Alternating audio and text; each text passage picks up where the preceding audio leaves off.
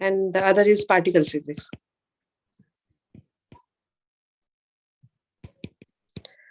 Now most of you have read statistical mechanics, but I don't think except Shubhojit and anybody else has done particle physics course, right? So today I'll give you a brief introduction to particle physics. Whatever is needed, I'll just cover. But before going to that, let us recap what we did in the last class. Okay. So we said that if a distribution function is given, distribution function in terms of Einstein-Boltzmann distribution function or Boltzmann-Einstein or Fermi-Dirac distribution function, which looks like e raised to power ei minus mu I by kBt plus minus 1, where the plus sign is for Fermi-Dirac and the minus sign is for Bose-Einstein statistics. If a distribution, so this is the distribution function.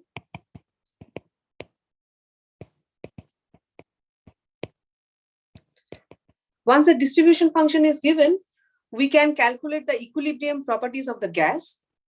So equilibrium properties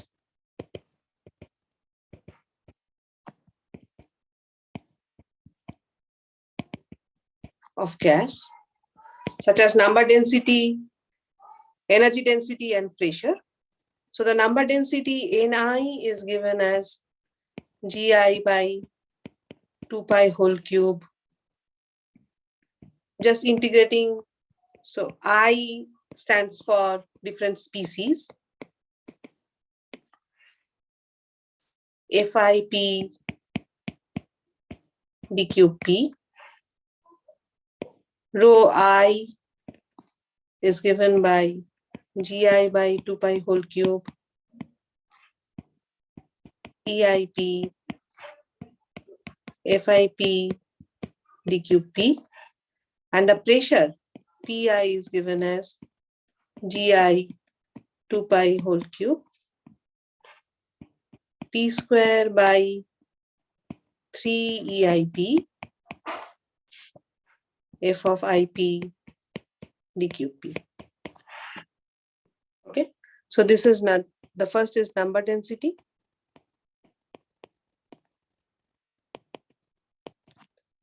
The second is energy density.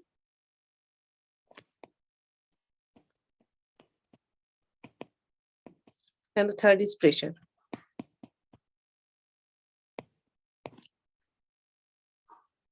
Where E square is P square plus Mi square. Remember, for me, H bar, C are all equal to 1. So I'm using this unit. H bar equal to C bar equal to 1. Okay. So you can see that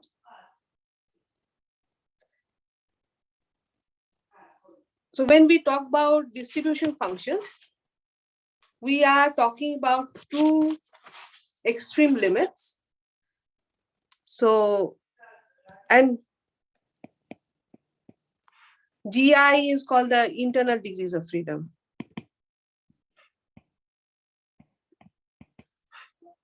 If the spin is S, then this is 2S plus 1. Okay. These are for massive particles.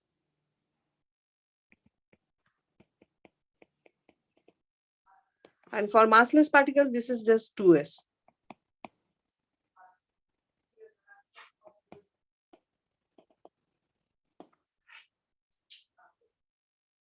Okay. And we calculated these number densities, energy densities, and pressure for particles in two extreme limits. One is called ultra-relativistic limit.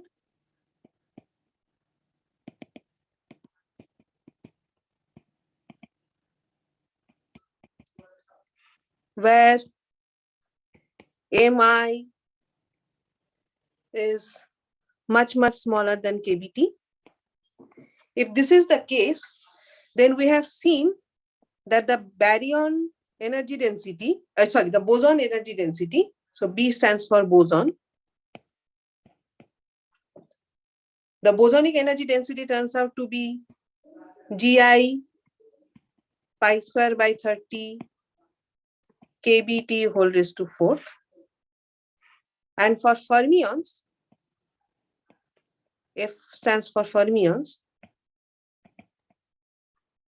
this turns out to be 7 by 8 Gi pi square by 30 kBt raised to 4th. Okay. So in the last class, I have forgot to mention that if you calculate the number density, then for boson, the number density would turn out to be Gi by zeta 3 pi square kBt whole cube. Why number density goes as T cube? It's very understandable because it's like the volume, right? And energy density, why it is T raised to 4th, we had discussed in a previous class. The volume goes as T cube, and there is wavelength which goes as T. So there is a T4th factor, right? So NB and NF turns out to be 3 by 4 Gi zeta 3 pi 4 kBt whole cube, where zeta 3 is the Riemann zeta function, which is nearly equal to 1.202. Okay. So in the ultra-relativistic limit, these are the energy densities, these are the number densities, and the pressure densities turns out to be 1/3 of the energy density, which says that for ultra-relativistic particle, the omega is 1/3. Okay. So this is ultra-relativistic limit. And then we discussed non-relativistic limit.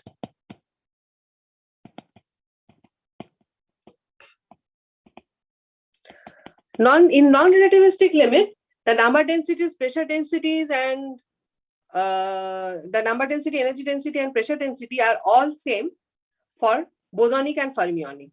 So when the temperature is, okay, non-relativistic limit means AMI is much greater than kBt. Okay. So it does not distinguish between whether it is a bosonic or fermionic. The number density, the energy density, and the pressure would be the same for both bosons and fermions that we had seen in the previous class. What is the number density? Number density is Gi e raised to power minus mi by mu I kBt, mi kBt by 2 pi 3 by 2. Okay, this is the number density. The energy density is just mi times ni, and the pressure density is ni kBt, we had seen in the last class, right? So this is how, so these are for both bosons and fermions. It does not distinguish between whether these are bosonic particles or fermionic particles. The non-relativistic limit would be the same for all bosonic and fermionic particles. Okay. Now, you can see from here that Pi by rho I is mi by kBt, sorry, kBt by mi.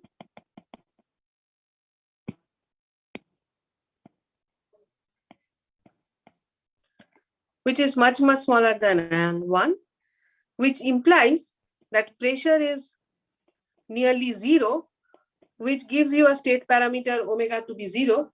So this is like dust.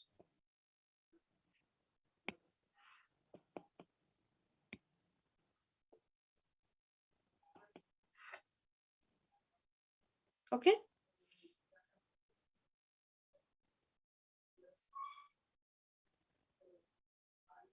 So these are the things which one has to remember. But another thing that one has to see, one can see from here is that rho I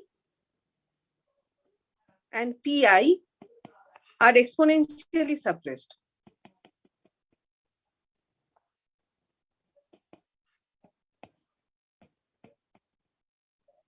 Why? Because of this factor.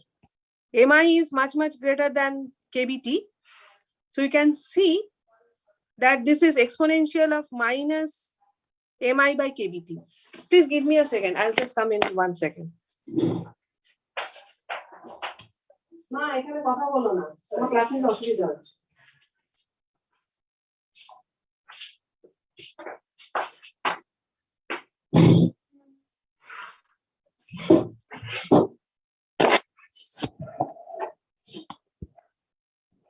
So rho I and pi are exponentially suppressed. So if you have relativistic particle and non-relativistic particle together, then the relativistic particles will dominate the energy densities and pressure. Whereas the non-relativistic particle, as because their energy densities and pressures are exponentially suppressed, they will not contribute to the total energy density. I mean, it will definitely contribute, but the contribution will be exponentially suppressed, right? So when there is a cosmic plasma where there are different kinds of particle, both relativistic and non-relativistic, it is the relativistic particle which will contribute more or the most to the energy density and pressure. So it is the way we write. So in the early universe,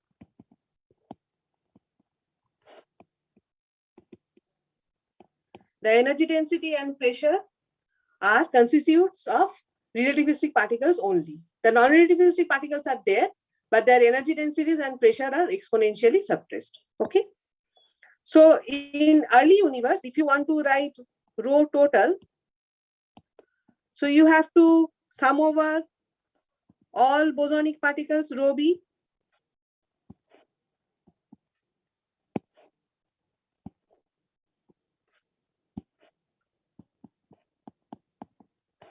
plus sum over all fermionic particles rho if. That would give you rho total. What is rho ib? Rho ib is this. Rho if is this. So this is pi square by 30. Gi is different for each species. So that has to go inside the sum. And Ti is also the temperature of each species. So Ti will also go inside the sum. So pi square by 30 Gi times kBti raised to 4th plus 7 by 8. Fermions have 7 by 8 factors extra. Pi square by 30 Gi kBti raised to 4th.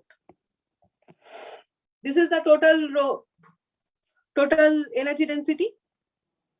But it is customary to write everything in terms of photon energy densities. So let's say photons have temperature T gamma. So if you write everything in terms of T gamma, how it will look like? Rho total, or let's say T, just T, not T gamma, but photon temperature is T. So how it will look like? Pi square by 30 kB T raised to 4th sum over I bosons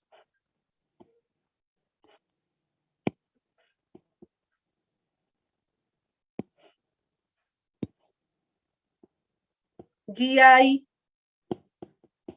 Ti by T raised to 4th plus 7 by 8 sum over fermions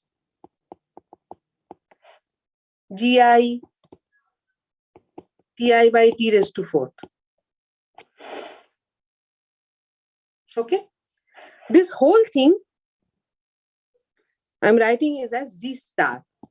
So this is pi square by 30 G star KB T raised to 4th. What is G star?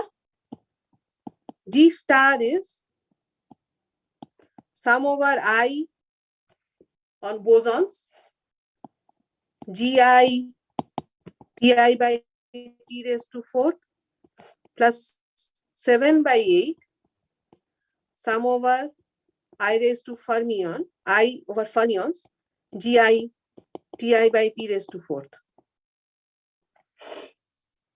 This G star is called effective number of relativistic degrees of freedom, right? It is called effective number of relativistic degrees of freedom. And everywhere we will see that this G star will appear. Is this concept clear? Any question? So what we have done, that we have written row total only the relativistic components, because the non-relativistic components are exponentially suppressed, and the relativistic components we have summed over, but we have expressed that in terms of photon temperature. And whatever was left out in this bracket, we had called it as effective number of relativistic degrees of freedom. Remember here, I have written Ti explicitly, which means that each species has its own temperature, right? So there are many species, but they are not in thermal equilibrium. Each species are in thermal equilibrium, but individually they are in thermal equilibrium, but not in total. If they are all in thermal equilibrium with the photon bath, then what will happen? If all the species are in thermal equilibrium,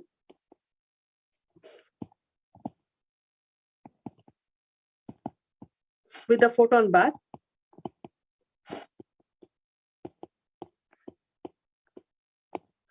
then all Ti's would be equal to T, right? If that is the case, then G star would be just sum over bosonic contributions Gi plus 7 by 8 sum over fermionic contributions from Gi contributions from fermionic particles, right? So this is relativistic degrees of freedom when all the species are in thermal equilibrium. Okay. Now let's see what this G star is for standard model particles. So now I will give you a very quick and extremely short course on particle physics. So an extremely short course on particle physics.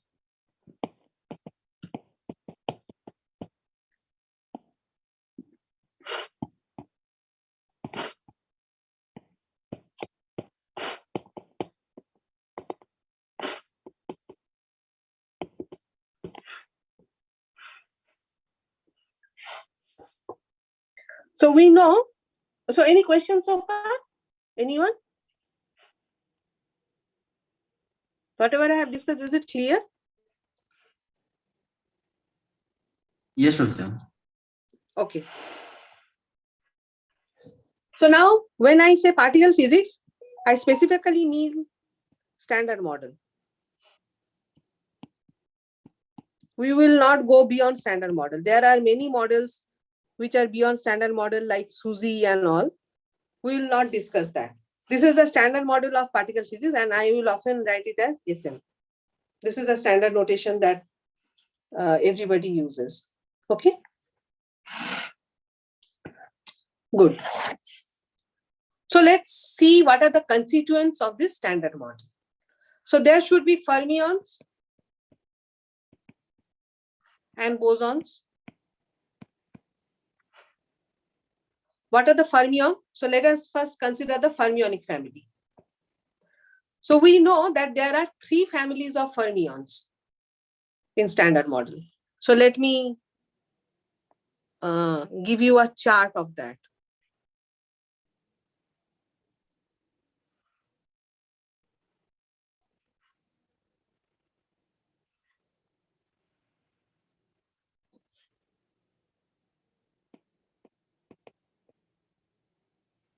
Electric charge. There are few particles which are chargeless.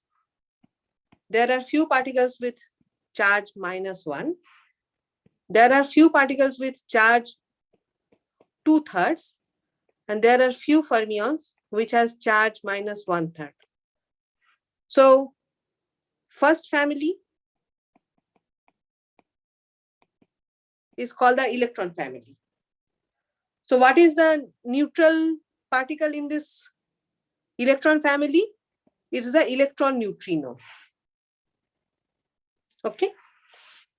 What is the fermion with charge -1 in this electron family? Electron itself. Okay, also let me write the mass of these particles. Then you will understand some more about it. So nu E has a mass less than 3 electron volt. Electron has a mass of 511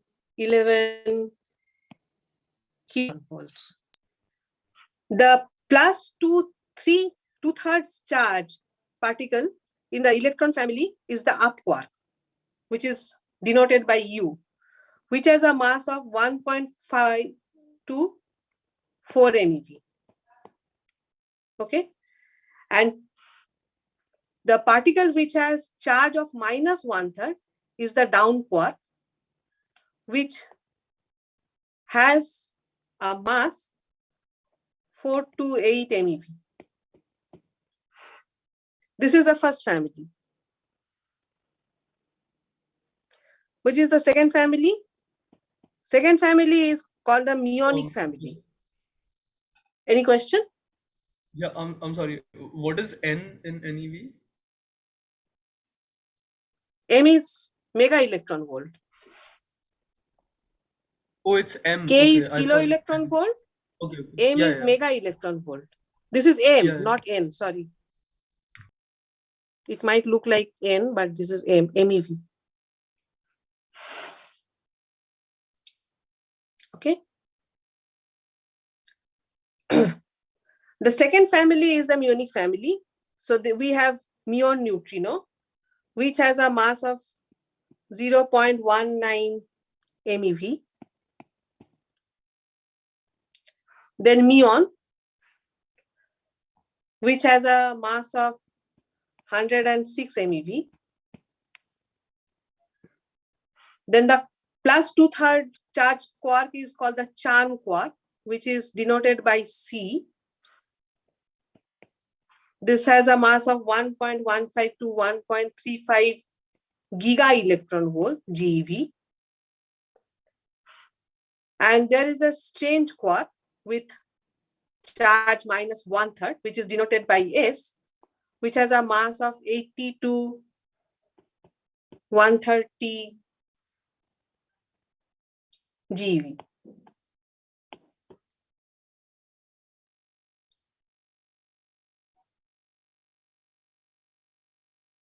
Sorry, MeV.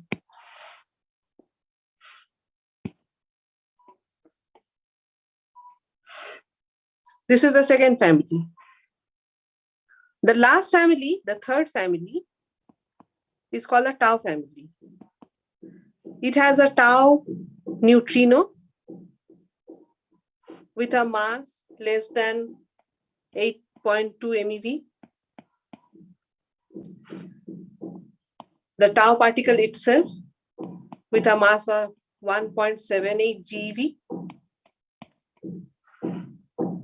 Top quark with charge plus 2/3 with mass 170 to 180 GeV. And bottom quark,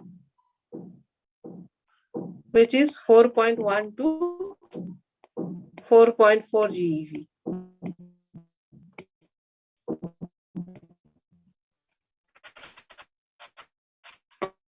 Okay, the minutes.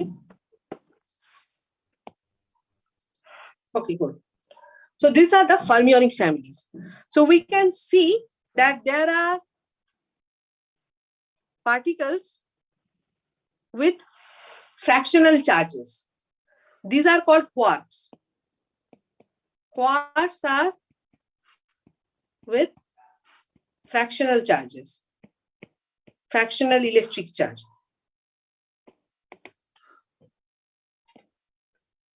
And those with the ones which have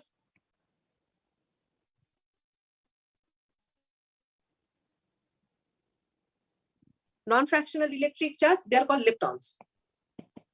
Leptons, right? So fractional charges are called quarks, and if there are non-fractional charges, they are called leptons. Okay? So quarks are not free. They constitute two kinds of particles. One is called baryons and mesons.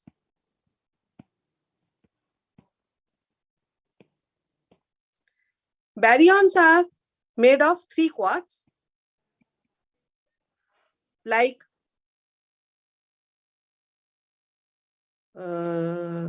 proton. Proton is made of one up quark, two down quarks. No, sorry. Two up quarks and one down quark. This is proton. And neutron is made of one up quark and two down quarks. On the other hand, mesons are pairs of quarks and antiquarks. Quark-antiquark pair.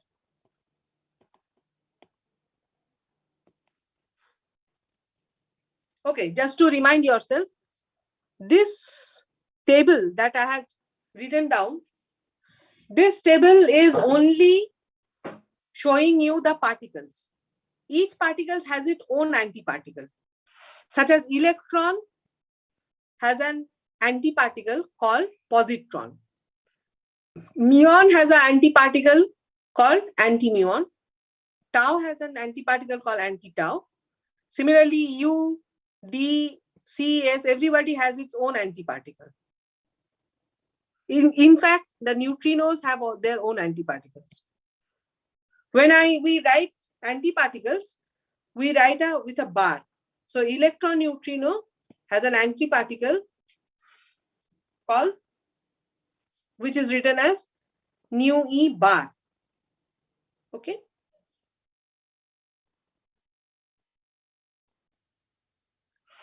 So from here you can see that the proton is made up of UUD. So what would be the total electric charge of proton?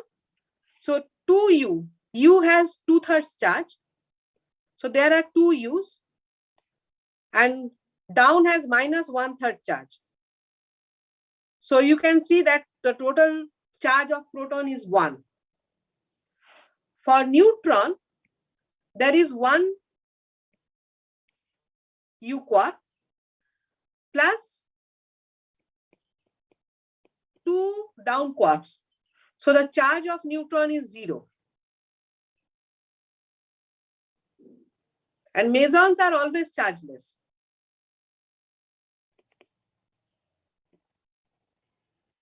Right?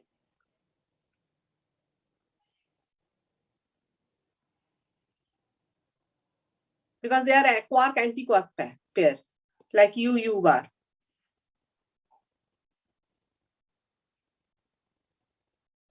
No, they are not always charges. There can be charges. So there can be pions with UD bar. So then they will have charges. So it depends how the mesons are being created. Accordingly, they will have their charges. So such as pions have plus minus and pi 0. So one pion is chargeless, but there are two pions which has plus minus charges. Okay. So,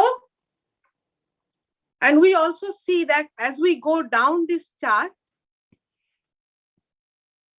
each row will represent heavier particles. Muon neutrino is heavier than electron neutrino. Tau neutrino is heavier than muon neutrino. Muon itself is heavier than electron. Tau is heavier than muon, so on and so forth. So once you go down this chart, you will hit heavier particles in each row. In each row. Okay. Now, there are important, so now you have to calculate the internal degrees of freedom of these particles. So internal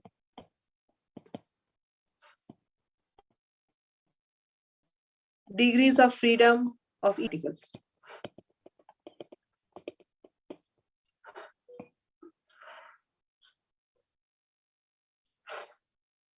First, let us look at quarks. No, first look at all the charged fermions. Okay, before going to the charge fermion, let us look at quarks. Quarks has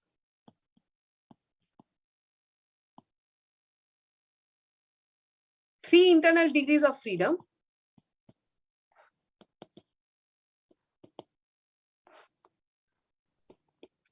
Called colors.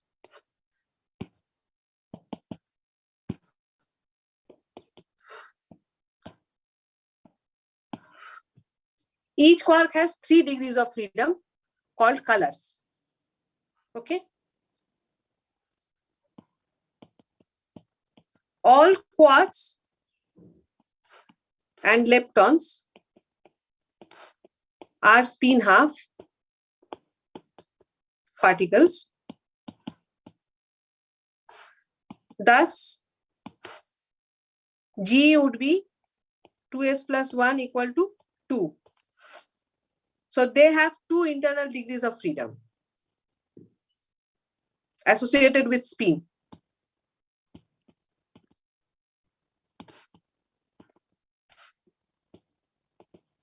Two spin degrees of freedom. Quark has 3 extra color degrees of freedom. Okay. Now, for each fermion, there is a corresponding antifermion with the same mass and spin, but with opposite charge. So, for each fermion,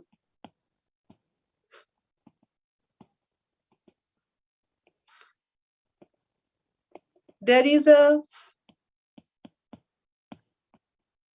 corresponding antifermion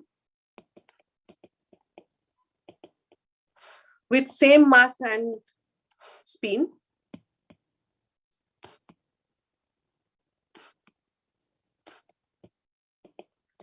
but with opposite charge.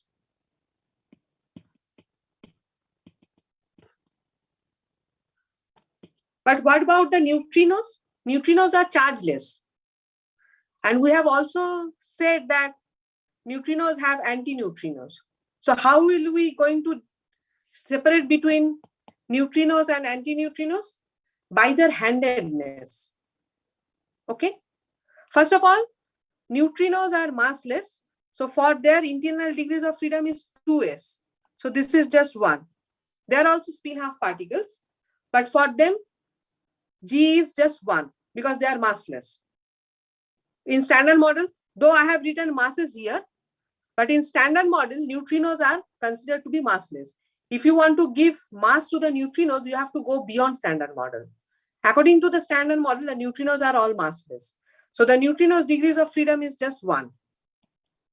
And how you are going to distinguish between a neutrino and antineutrino? By looking at their spin alignment.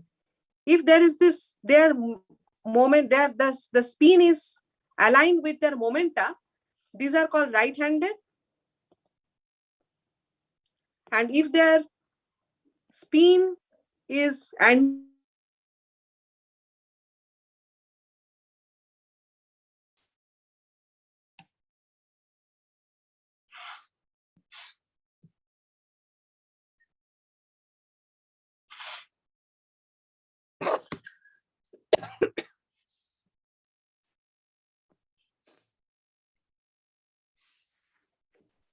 if their spins are anti-aligned with their momenta, they are called left-handed.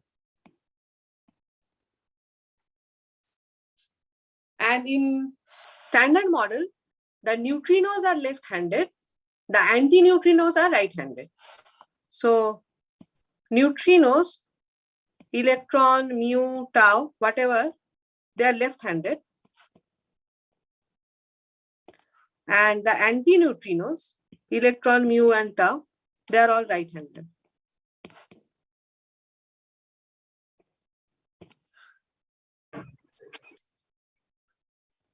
Okay.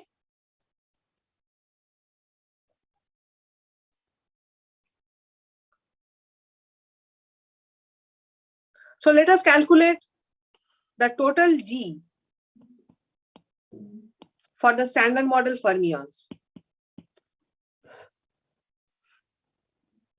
First of all, let us take one family. I'll come to G total later. One family. Family 1. Family 1 has what? 2 quarks. Each has 3 colored degrees of freedom. Right? So 2 quarks. Each has 3 colored degrees of freedom. Plus 2 spin.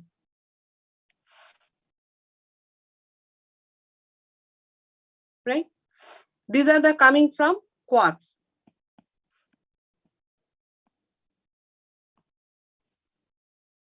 This is color. And this is spin. Color degrees of freedom and spin degrees of freedom. And there are 2 quarks.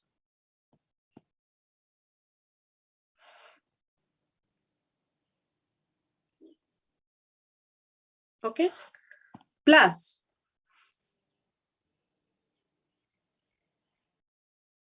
there is one charged fermion, massive fermion, electron.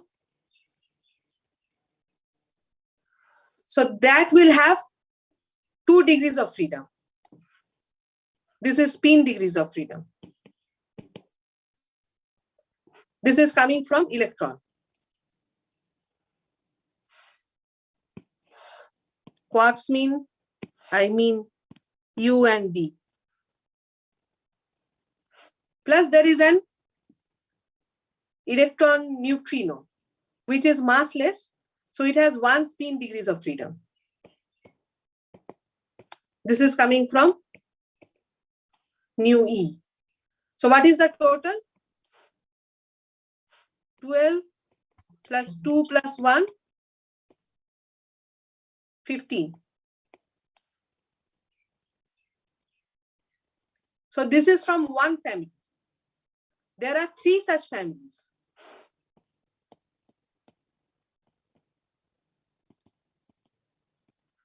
And each fermion has its own antifermion. So G total plus, there are 3 such families, plus one has to count antifermions as well. So G total standard model fermion is how much? 15 times 3 times 2. Right? How much? 90. Is this sum clear? Or should I repeat it? It's clear, Professor. Okay. Professor, so you said quarks are non-integer spin. Yes. So why we separate? Non-integers, not non-integer spin, non-integer charges. Oh, okay. Spin is half. Fermion means fermions are all spin half particles, irrespective of what they are. Our bosons are all integer integer number of spins. I'll come to bosons now.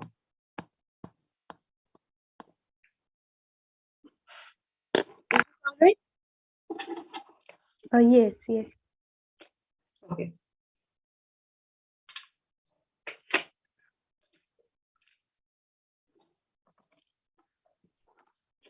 Good.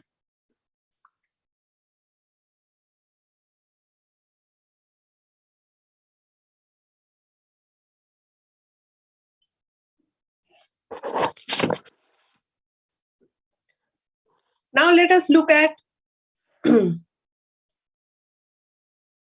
bosons. So this is all about fermions. Now let us look at bosons.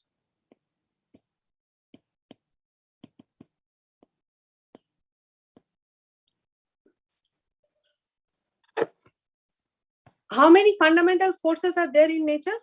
4.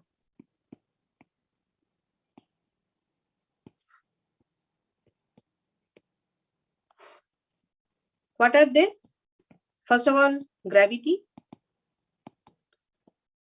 Second is electromagnetic.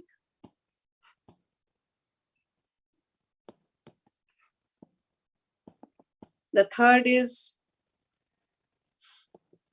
weak force. The fourth is strong force.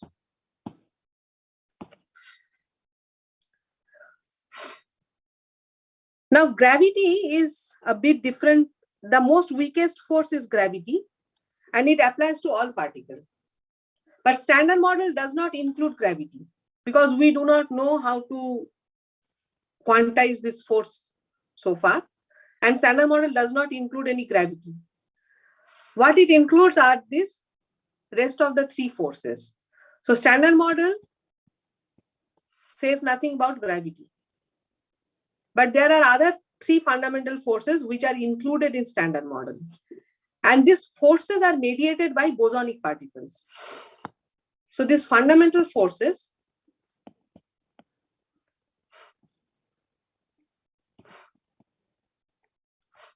are mediated by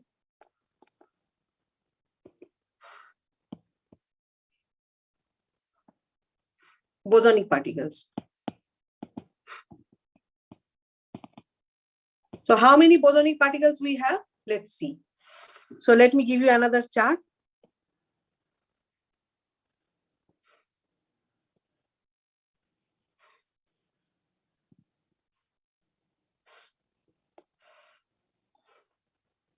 Name of the particle, their interaction type, their mass, and their electric charge.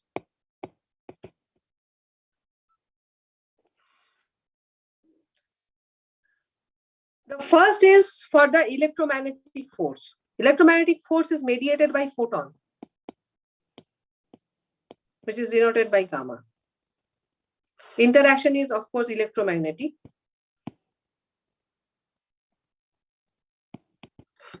Photon mass is, we know, it is 0. Its electric charge is also 0. Then there is a Z0 particle, which mediates the weak force, whose mass is 91 giga electron volts. its electric charge is 0. This 0 stands for it has 0 charge. Okay. So Z particle has 0 electric charge. Then we have two W bosons, W plus and W minus. They also mediate weak force. Their masses are 80 GeV. They have electric charges plus minus 1. W has plus charge, plus 1 charge. W minus has minus 1 charge. Okay. And then there are 8 gluons, which are represented by GIs. This is not internal degrees of freedom. Gluons are also represented with GIs. And I goes from 1 to 8. There are 8 gluons. They mediate strong force. They are also massless, and their electric charge is also 0. Okay. So what are the integral degrees of photon? Photon is massless. So G should be 2s. And for photon, the spin is 1. So this is 2. For Z0, G is also 2. It is also a spin 1 particle. So these are all spin 1 particles. So these are all spin 1 particles.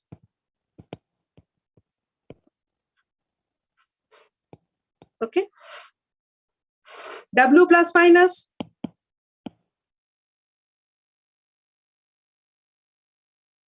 No, sorry.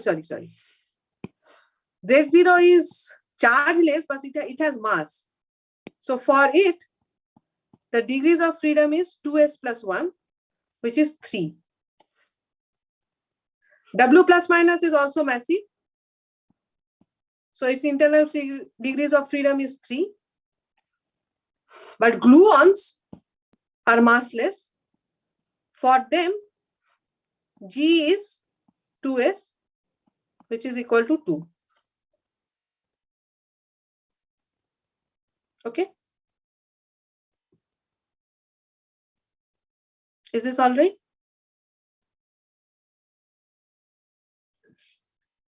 So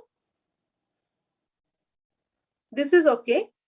But apart from these bosons, which mediate different forces, there is another boson with spin 0.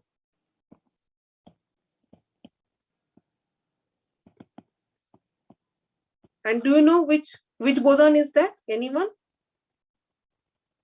There is another boson which does not mediate any force, but it is there in standard model. It does something else, which has spin 0. Have you heard of that boson? Higgs, right?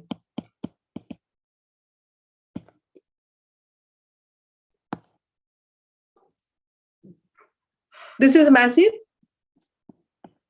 So this is 2s plus 1. S is 0. So G is 1. Spin is 0. So G is 1. Higgs is a massive field. 256 GeV.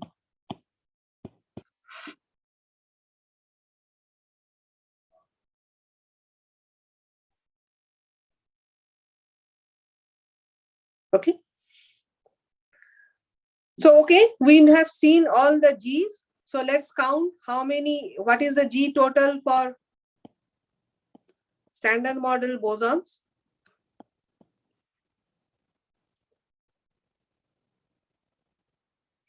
For photon, this is 2. 3, Z0 is 1. W plus minus are 2. So there are 3 times 3. These are for weak forces. So this is for photon. This is for Z0, W plus minus. Plus there are 8 gluons, 2 into 8. Plus there is 1 Higgs. This should turn out to be total, it should turn out to be 28. Just check. 16 plus 9, 9 plus 1, 10, 16, 26 plus 2, 20.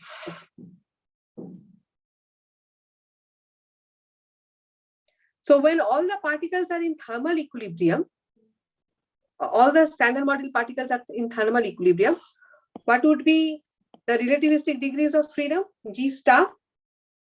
G star should be G total standard model boson plus 7 by 8 G total standard model fermion. Standard model fermion G total was how much? 90. Standard model boson G total was 28.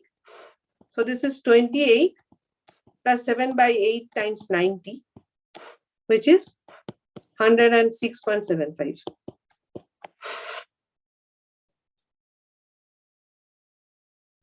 When all the standard model particles are in thermal equilibrium,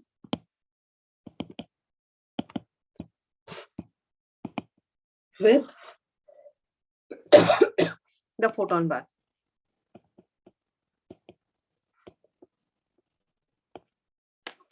Is this calculation clear? Yes, Professor.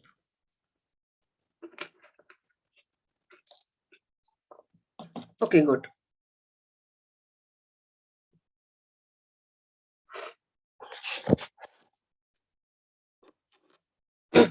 There is one more thing, and now it will become a bit involved, but I'll try to explain it as simply as possible.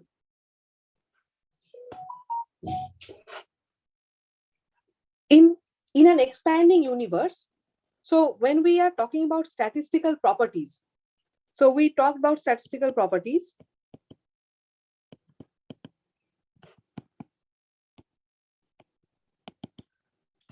Of gases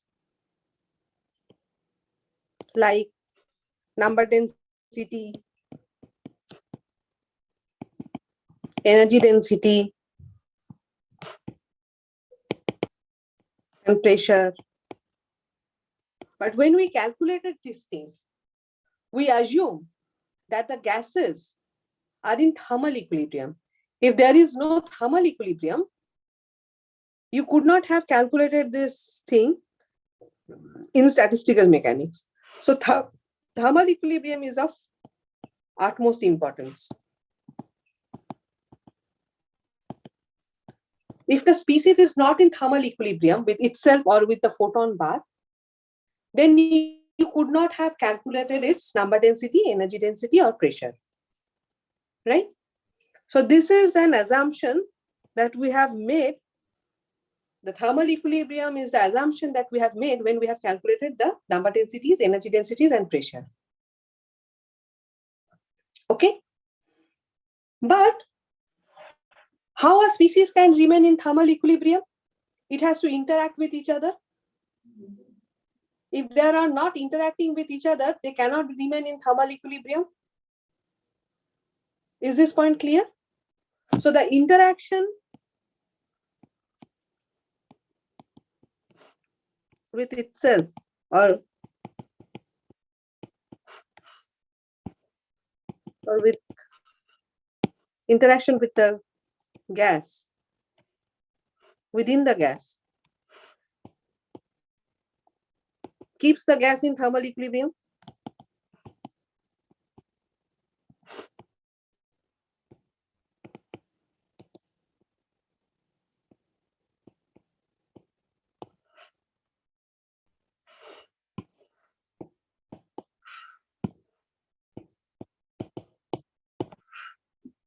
Right?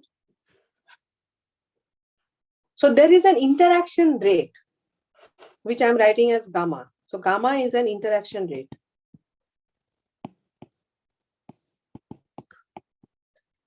If in normal situation, this is the only rate which is of importance. If the interaction rate is, there is some interaction, the thermal equilibrium will sustain. But the problem is that these gases are now in an expanding universe.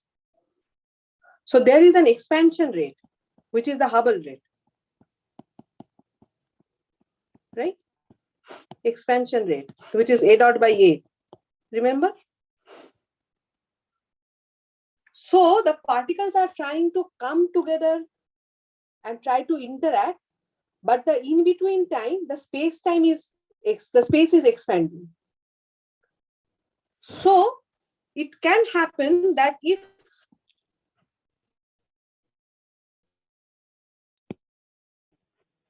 the interaction falls below the Hubble expansion rate or the expansion rate, two particles will try to come together to interact, but by that time the space is expanding faster than that. So even if the two particles are trying to come towards each other and interact, the space-time will keep them apart. Right? So if this happens, there will be no thermal equilibrium.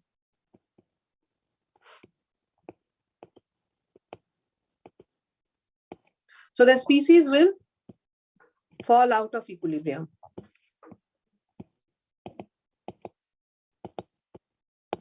To keep thermal equilibrium, you need to have your interaction rate greater than H. So this will make the gas remain in thermal equilibrium.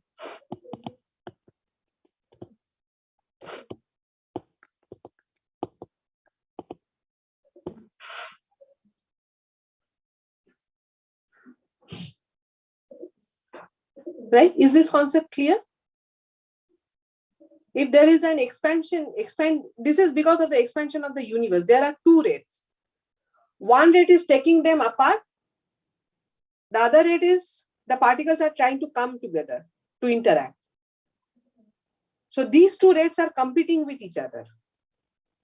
If the interaction rate falls below the expansion rate, the species will fall out of equilibrium. Okay?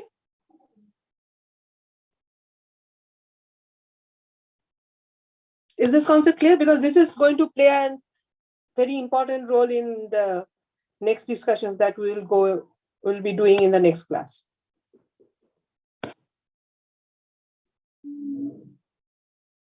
Okay.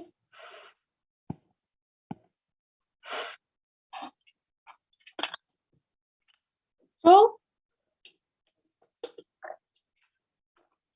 to understand whether particles are in thermal equilibrium or not, one has to calculate the interaction rate. What is the interaction rate? Interaction rate is given in terms of number density, something called scattering cross section, sigma, times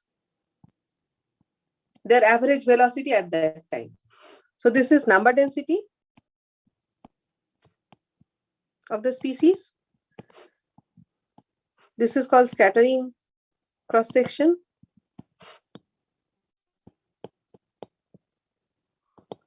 And V is the average velocity.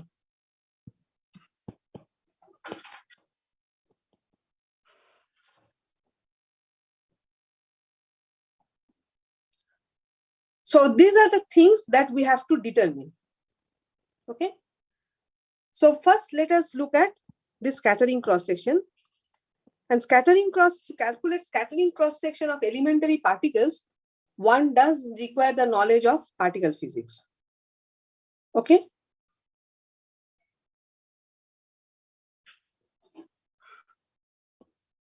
But even if we don't know any quantum field theory or quantum field theory calculations, I'm going to give you a hand waving way of knowing what the scattering cross section should be.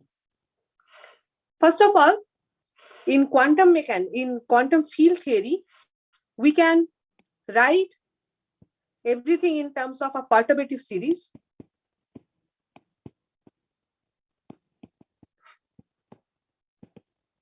Depending on the strength of the interaction.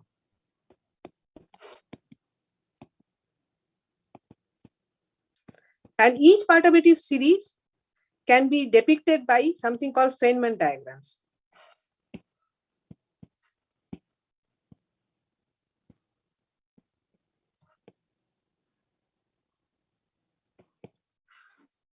Such as, let us take a look at a interaction which gives you, so an electron and a positron annihilate with each other and gives you a muon and anti-muon.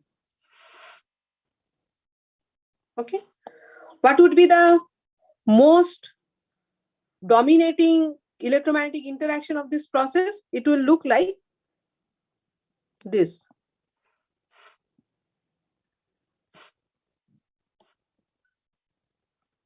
So remember, this is an electromagnetic process.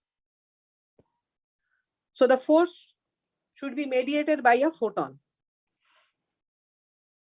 So an electron and a positron coming together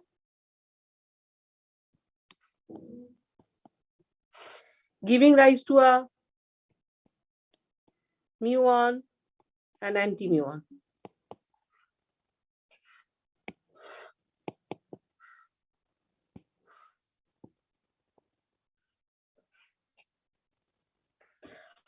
To understand this Feynman diagram, whenever these three lines comes together, these are called vertex. And this vertex gives you the strength of the interaction. If it is an electromagnetic interaction, so for electromagnetic interaction,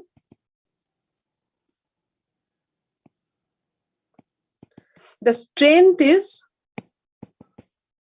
proportional to E, the electric charge. Okay. Sometimes it is often replaced by the fine structure constant.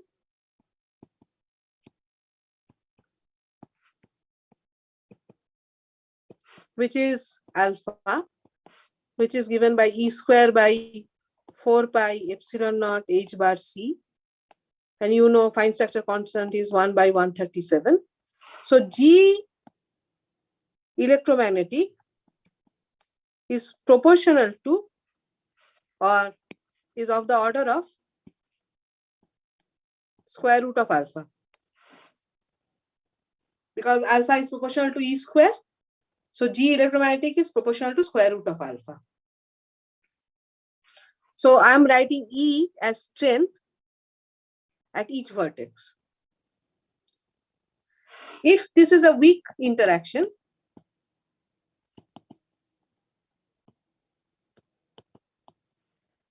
then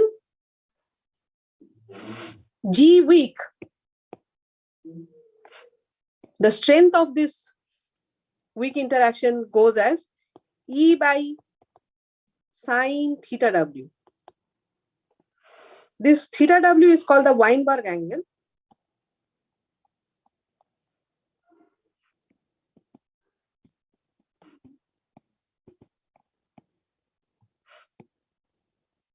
And from experiments, we know that sine square theta W is of 0.23. This is known from experiments.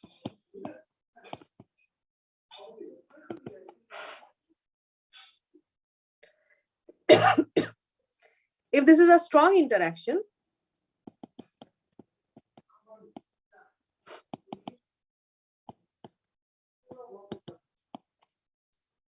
how do we know that this is an electromagnetic interaction or a weak interaction or a strong interaction? Depending on what is mediating this force. Here it is mediated by photon. So this is an electromagnetic interaction. If it would have been mediated by Z0 and W plus minus, it would have been a weak interaction. If the forces would have been mediated by gluons, that would have been a strong interaction, right?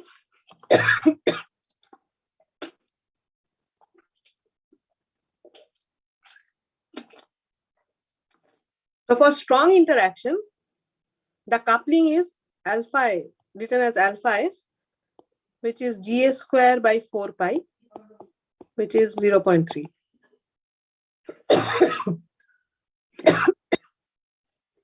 So let's come back to this interaction.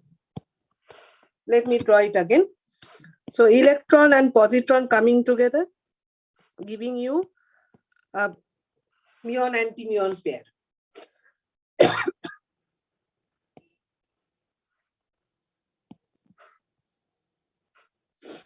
Sorry.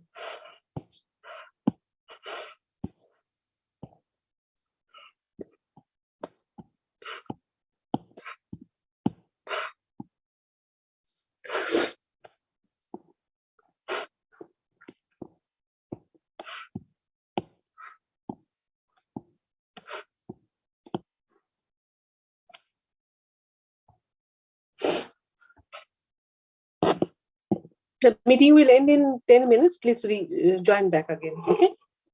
When it's in. So this is a photon.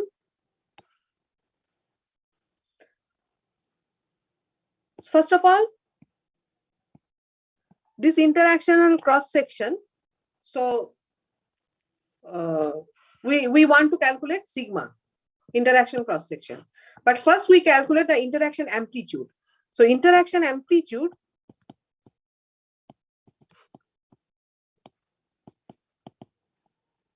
square is interaction cross section.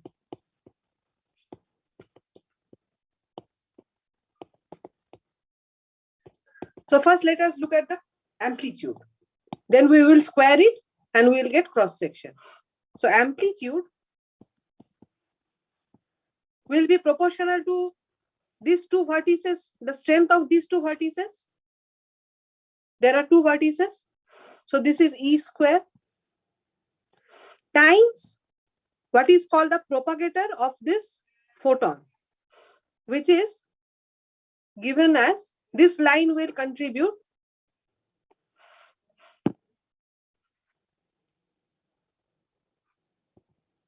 1 by S minus mi square. M is the mass of the propagator, but the propagator is photon. Photon is massless, so this m is 0. What is S? S is the center of mass energy involved in this process. Center of mass energy.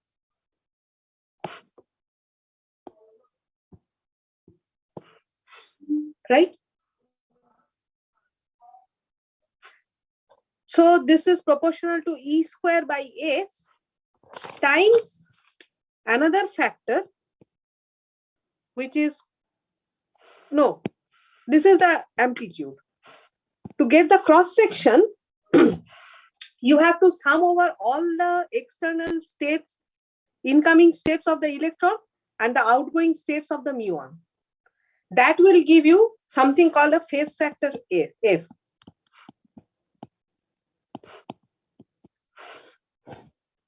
Okay.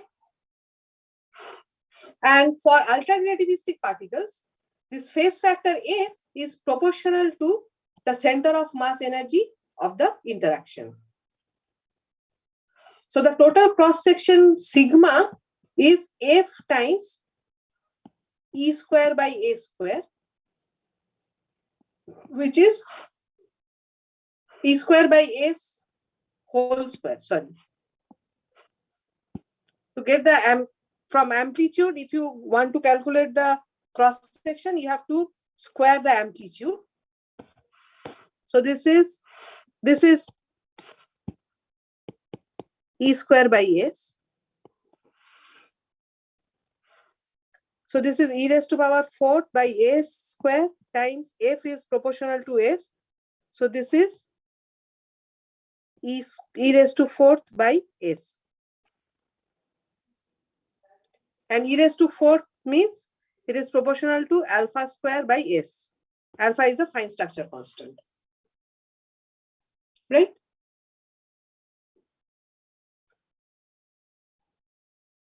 So this is a very hand-waving way of calculating the cross section. If you go by all the proper calculations of quantum field theory and all, you will see that this has a cross section of 4 pi by 3 alpha square by S. So which is not bad. So our estimate is more or less okay. Okay. So this is about electromagnetic forces. What about weak forces? Let's let's look at another interaction where there is a mediated by weak forces. So positron, neon neutrino. So positron is going to give you a mu plus and mu nu, which is mediated by a W boson.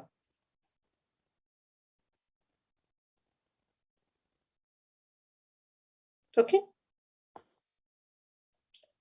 So again, the strength is what for weak forces? It is E by sine theta W. This is E by sine theta W. This mediator would contribute S minus Mi. So the amplitude would be E square by sine square theta W times 1 by S minus MW, mass of the W boson. So what would be cross section of, so this is the cross section of electromagnetic. What would be weak cross section? So weak cross section would be F times, and this I am considering it as 1. So this I am writing as E square by sine S minus MW. So sine square theta W I am considering to be 1. Okay. So this is going to give me e raised to power 4 by S minus MW whole square. Or this is alpha square. F is again proportional to the center of mass energy of the interaction. So alpha square S by S minus MW whole square. Okay. S minus MW square, sorry, MW square. Center of mass energy is M square.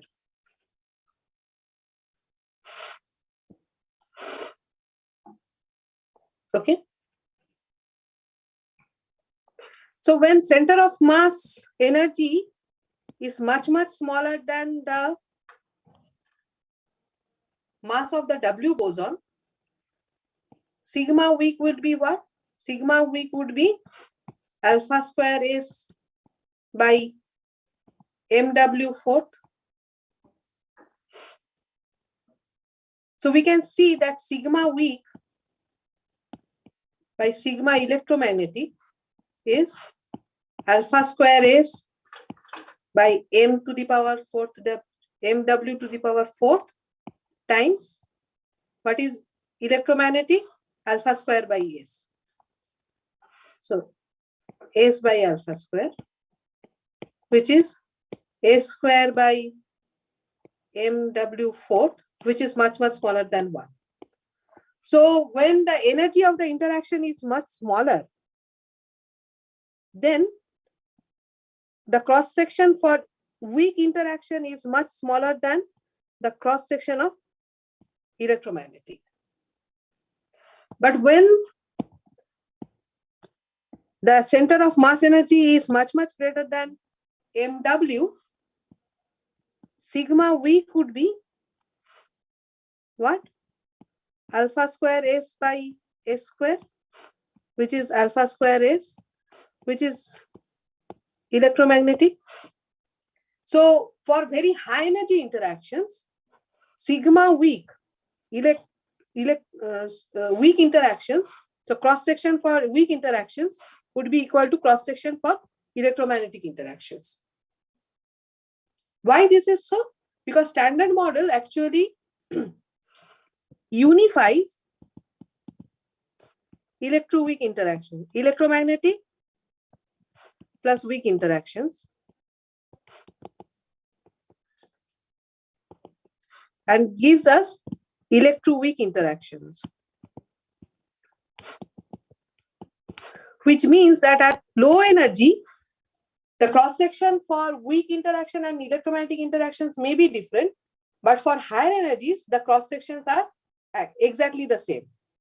Okay.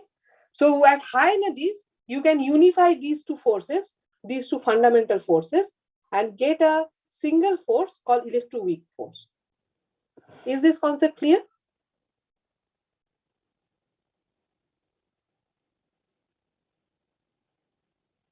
Anyone? Anjali?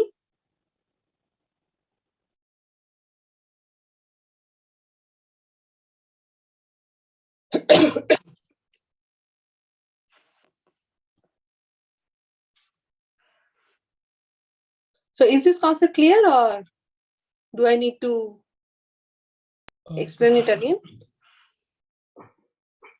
I could follow Ankit? the calculation, but my internet dropped when you were discussing the cross section. So could you just scroll up for a second? Which part? This one? Above this, This one? further up. Yeah, This this one? part. You want me to explain it again? If you could just clarify the scattering cross section bit again, the distinction bit. Scattering cross section for both Yeah. the interactions. No, just the definition. Like, what exactly is it? Not how we get to the value. The scattering cross section is the cross section. So two particles are coming together. So there is an area which will say that whether the interaction will take place or not. That is called scattering cross section. So it has a unit of area, right? So two particles are coming together, and there is a cross sectional area where they can interact. This is called scattering cross section. Okay. Okay.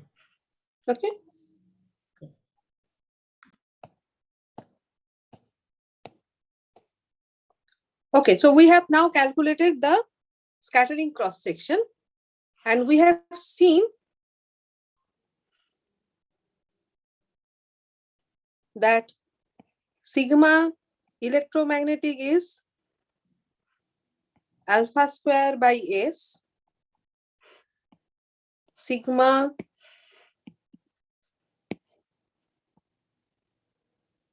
weak when this is much smaller than MW. This is alpha square S by MW fourth, and sigma weak when the center of mass energy is much larger, then this is again alpha square S. So what is the total interaction rate? It is N sigma V bar. But for both relativistic, for ultra relativistic particles,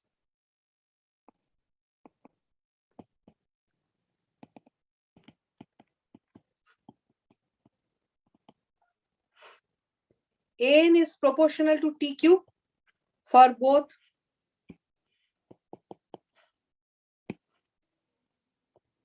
bosons and fermions. Just look at your notes today at the beginning. Sigma or S, the center of mass, is proportional to T square. Center of mass energy is proportional to T square. Okay. This is something which I have not derived, but I am telling you that S, center of mass energy, is proportional to T square. So what is the sigma for, what is the interaction rate for weak forces when the center of mass energy is much smaller than MW? So N is proportional to T cube. S is proportional to alpha square by MW fourth times S is T square, and V bar is for ultra-relativistic particle, this is C, this is equal to 1. This V bar. So this is alpha square T raised to 5 MW to the power 4th. And what is electromagnetic? N goes as T cube, then alpha square by S, so this is T square times V, so this is alpha square by alpha square T.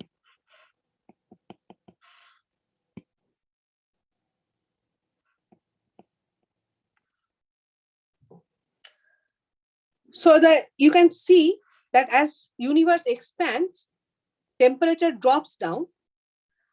So temperature, when temperature is dropping, this is dropping faster than this. So weak interaction rate is dropping as T raised to 5. But electromagnetic interaction rate is dropping as T. So the weak interaction is dropping faster. The interaction rate of the weak interaction is dropping faster than the interaction rate of the electromagnetic interaction. So when the universe is cooling down, the particles which are participating in weak forces will go out of equilibrium faster than the particles which are interacting with electromagnetic forces. Is this thing clear? So omega weak is proportional to T raised to 5. So it goes faster down as T goes down. But electromagnetic is proportional to T. It also goes down, but it is proportional to T. So this goes down slower than the weak interaction rate. Right? Why T is going down? Because the universe is expanding. So T should fall down. T is the temperature of the photon bath. Okay.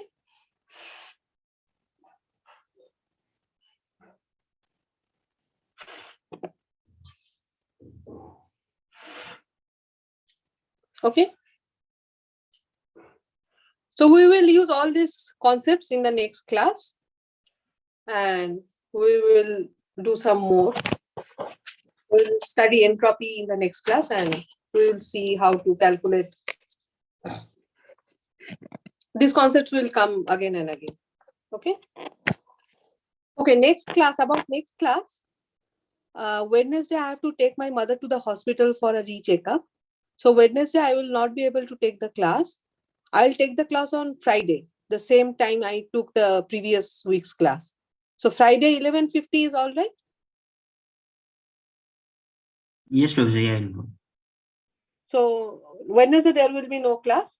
Friday, I will again start the class at 11:50, okay? Do you have any question? Professor, I have an exam on Friday in the morning. In the morning? Yeah. At what time? So it's at this time only, the class time. Oh. Then at 2:30? 2:30 is okay? Yeah, okay. 2:30 is okay with everybody? At least those who are present here? Yes, Professor. Yeah. Then Friday at 2:30. I'll just write an email. Okay? Okay, so if you have no other question, then I'll just stop today's class here. Thank you. Thank you, Professor. Thank you, Professor. Thank you. Yeah.